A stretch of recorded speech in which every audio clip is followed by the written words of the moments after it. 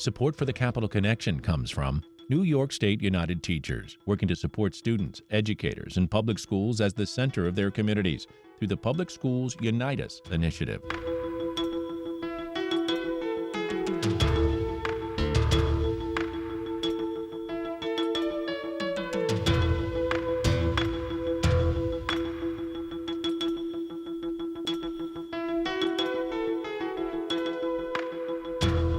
It's the Capital Connection. Hi, I'm David Gustina. Joining us this week, look at that, he's back. Yancey Roy, Albany Bureau Chief for Newsday.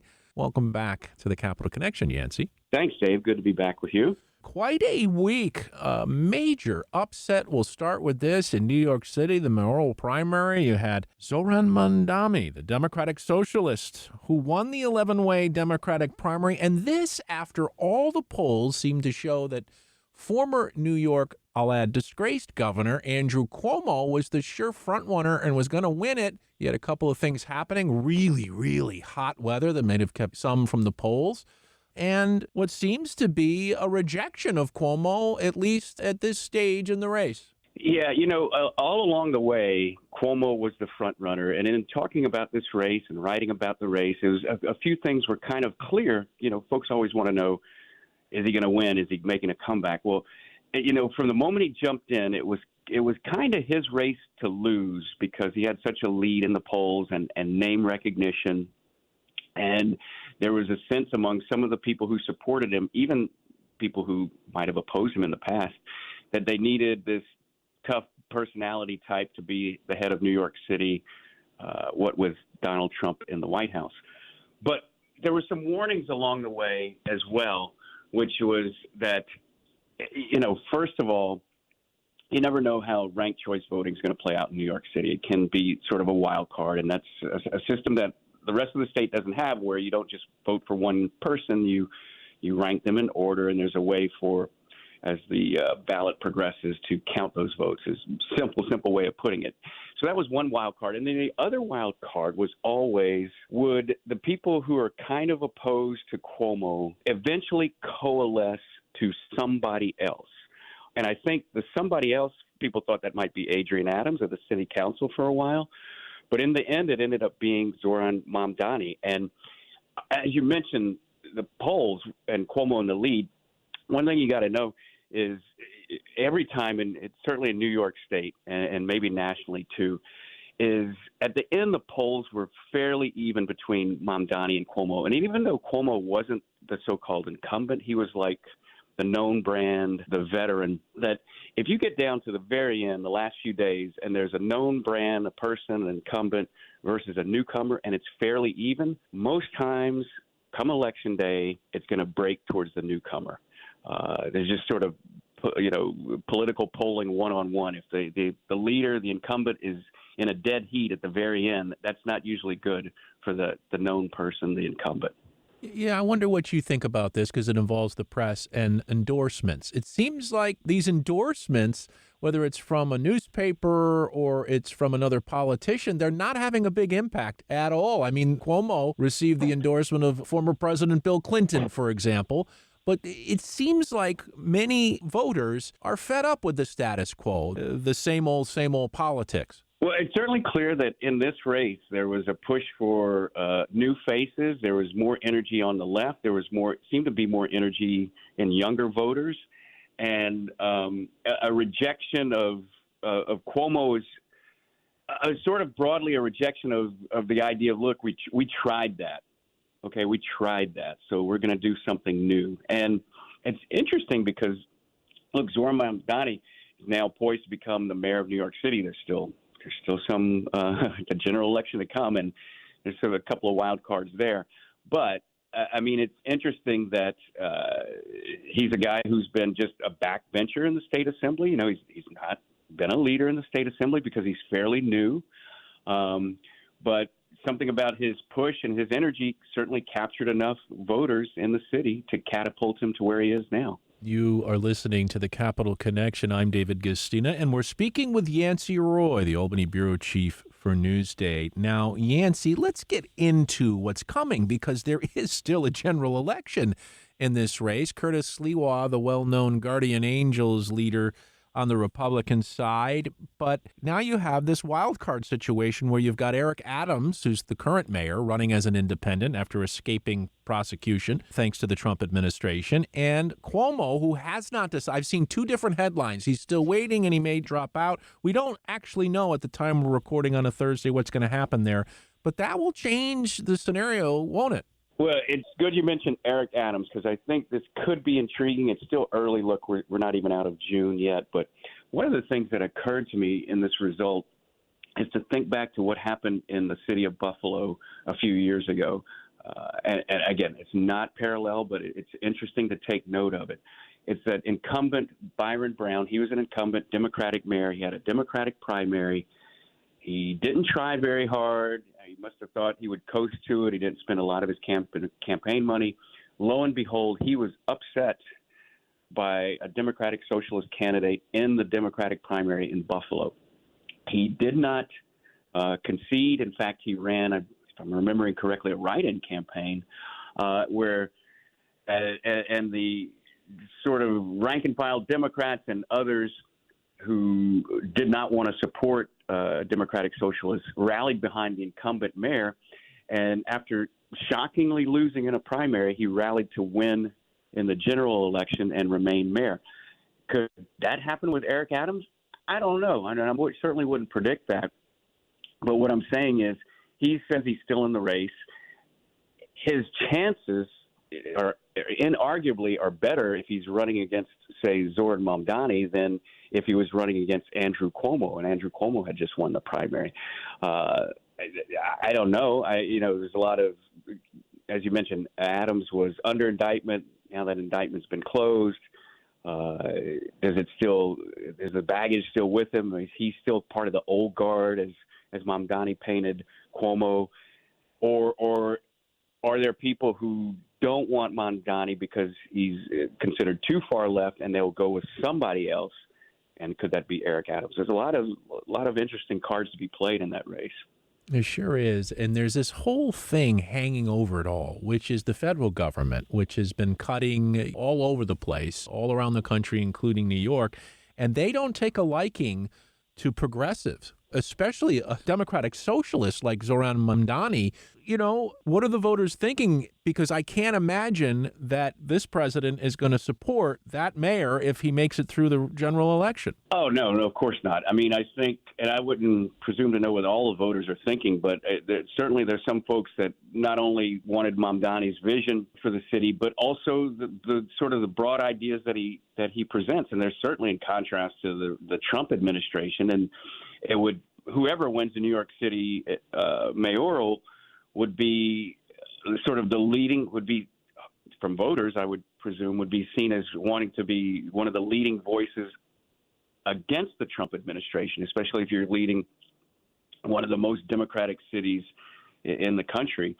So, yeah, whoever was going to win, whether it was Cuomo or Mamdani or Brad Lander or Adrian Adams or whoever, would be part of the role that I think the city residents would want is to present a real contrast to the Trump administration in Washington.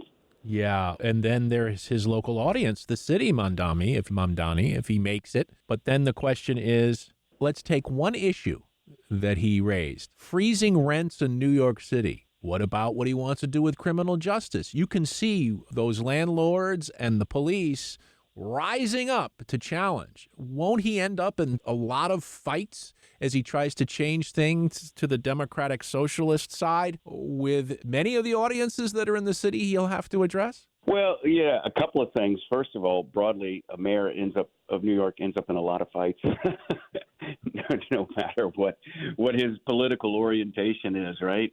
And making big changes in New York City is not unlike trying to make big changes in New York State. Sort of one of the political or another country. Oh yeah, one of the political sayings is like changing the direction is like trying to change the direction of an aircraft carrier or a battleship in a bathtub, which means you're not going to turn it abruptly. It's going to be It's going to be a lot gentler and slower than people might expect, and it's very difficult to make fast, broad changes. And you're right when he talks about some of the things that he has talked about, whether it's rent or transportation or grocery prices. Some of those things might be thematic, whereas having the actual power to do something about some of those as mayor is it's a little bit more elusive.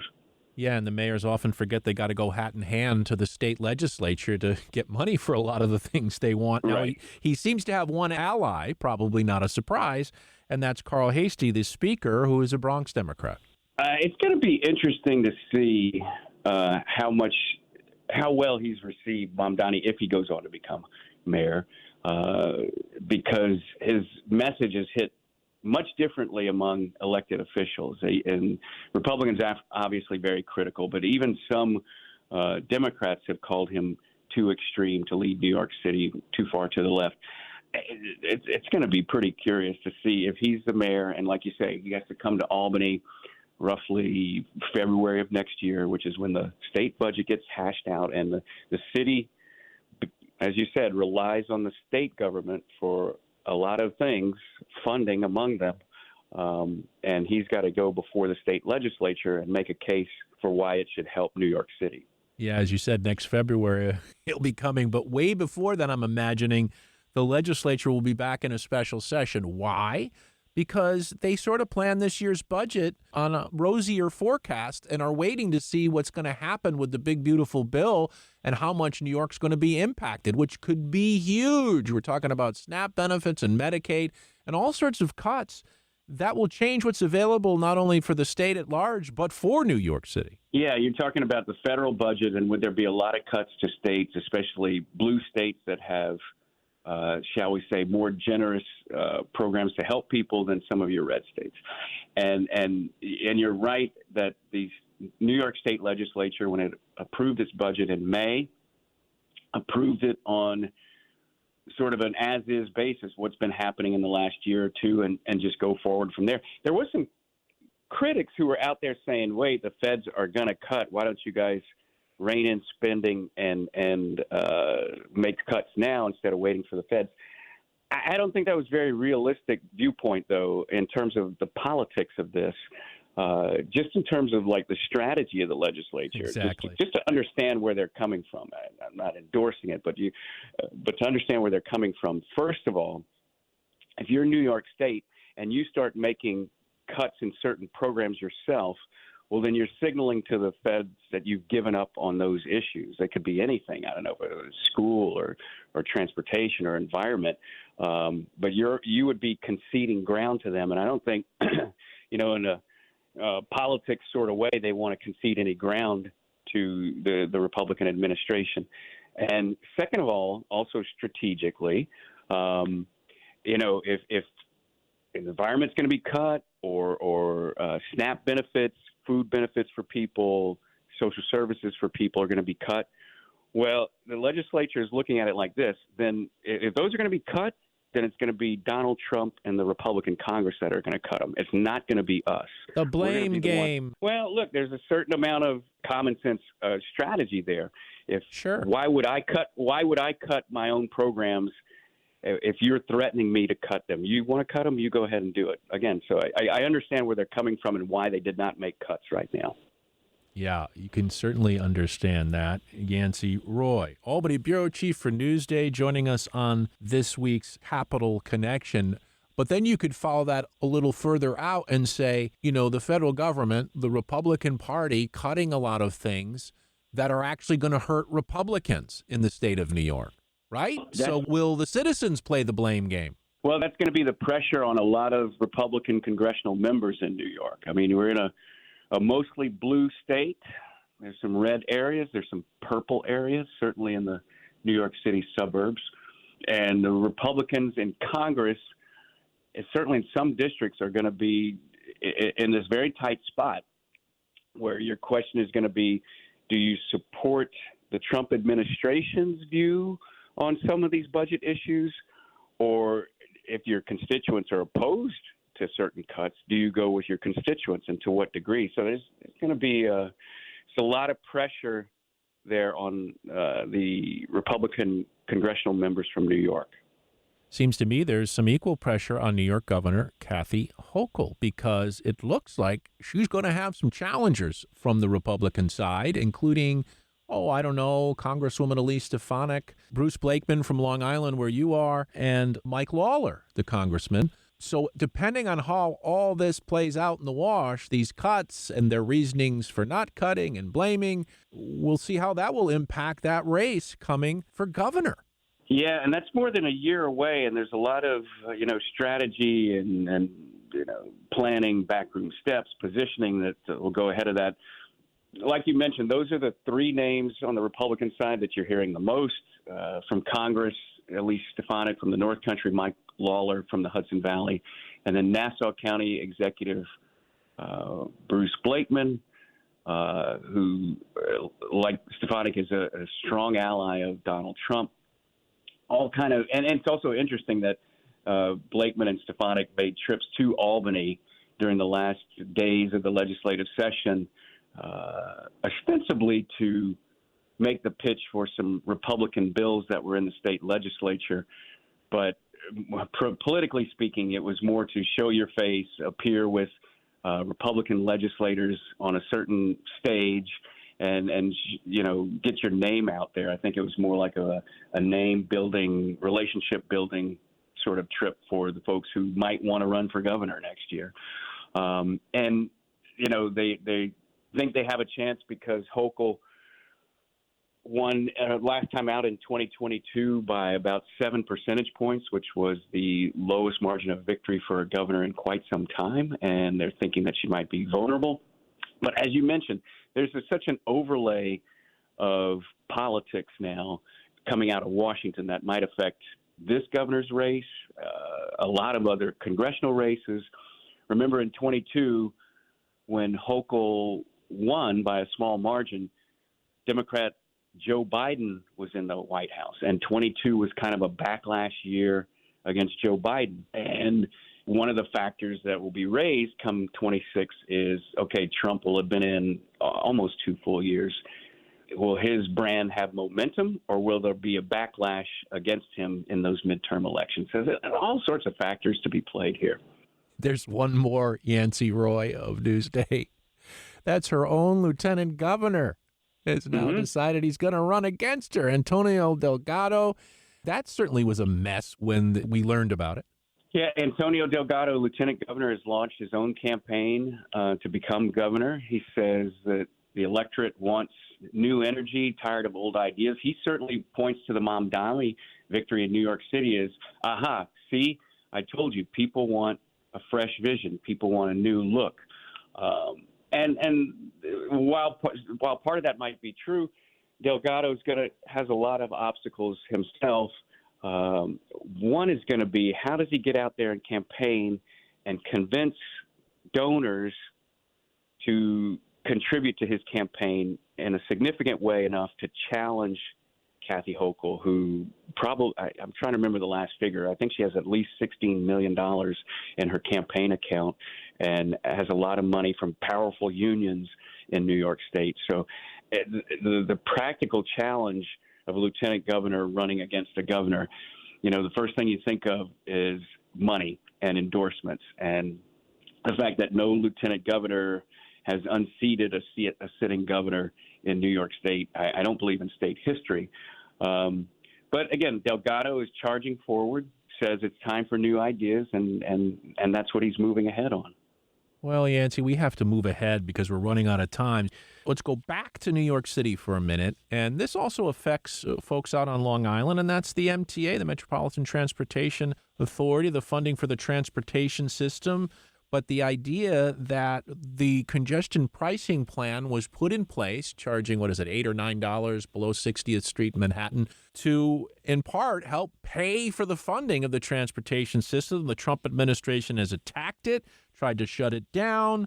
Some anecdotal reporting I've seen in the New York Times and others is that it's working and that other places that have done it have seen it work. But that's another key thing, a key piece of funding that's, many would argue, necessary to keep the transportation system modernized. Mass transit always a huge issue, right, for the city and all of its suburbs, because it's like the lifeline to the city and workers and everything that makes the city go. So, anytime there's a threat to cutting transportation, it could play a big role. You're right in that the early reports on the effect of congestion pricing suggest that it's on its way to doing what some of the backers said it would do, which is reduce congestion in New York City and also generate some revenue for the mass transit system.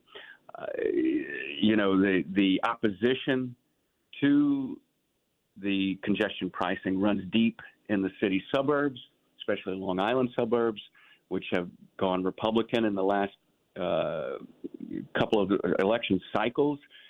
So opposing congestion pricing plays well, certainly in those crowds.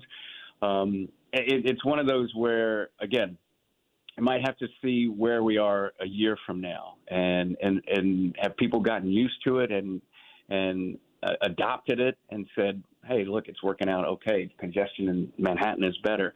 Or is the opposition still as high as it was when congestion pricing was first proposed? Nuclear power. That is on the table now for New York. The governor announced she wants to build a nuclear power plant out in western New York. And, we've seen a couple close here in New York, one being Indian Point. But the issue of nuclear power and trying to curb fossil fuel use, that in a climate where the Trump administration and former Congressman Lee Zeldin, who now runs the EPA, are dismantling regulations in the environment, making it harder for states like New York to meet their climate goals. Well, and there's been other issues as well, right? The transition to using more wind power and solar power has hit some bumps. The opposition by the feds to an expansion of wind power is a big one, of course. But in general, even before the Trump administration had come in, there were folks who were warning that the state had set these goals. By 2030, we'll have this much. By 2040, we'll have this much renewable.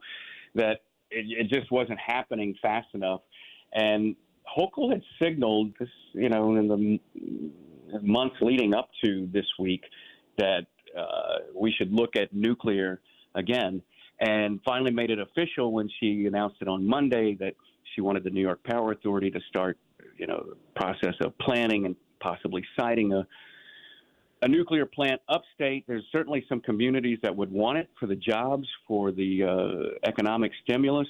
And one of the things that, she says, again, going back to the issue of green energy and also this expansion of demands of all our computer systems with artificial intelligence and all of that, she says that we need three things on our energy: reliability, affordability, and sustainability, and nuclear drives all three.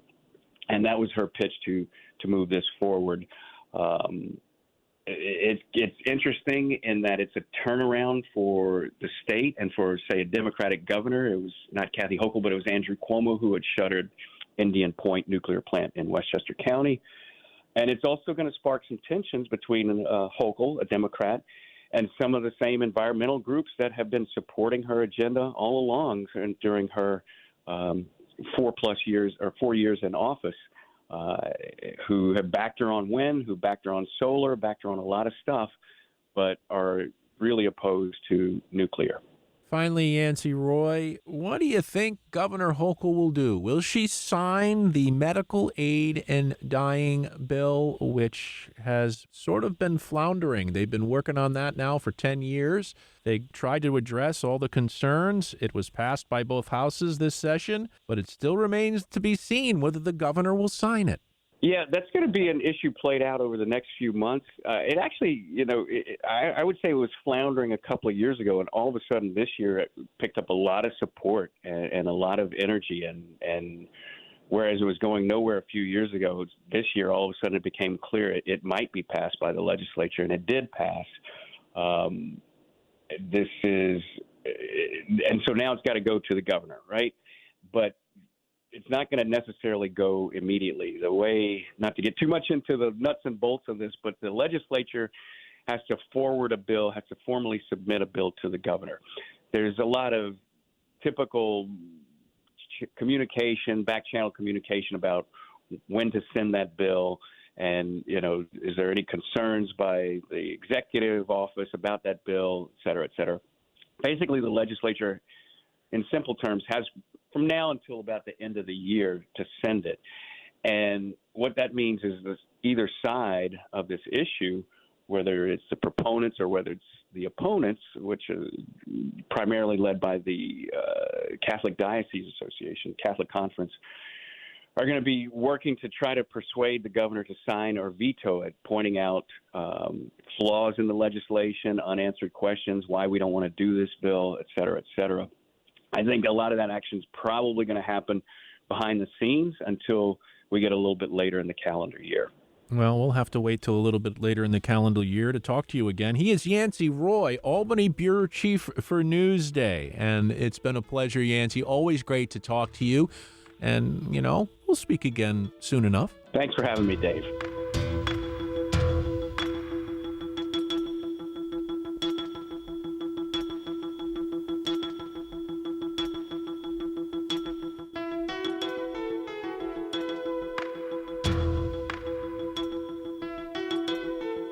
Support for the Capital Connection comes from New York State United Teachers, working to support students, educators, and public schools as the center of their communities through the Public Schools Unite Us initiative.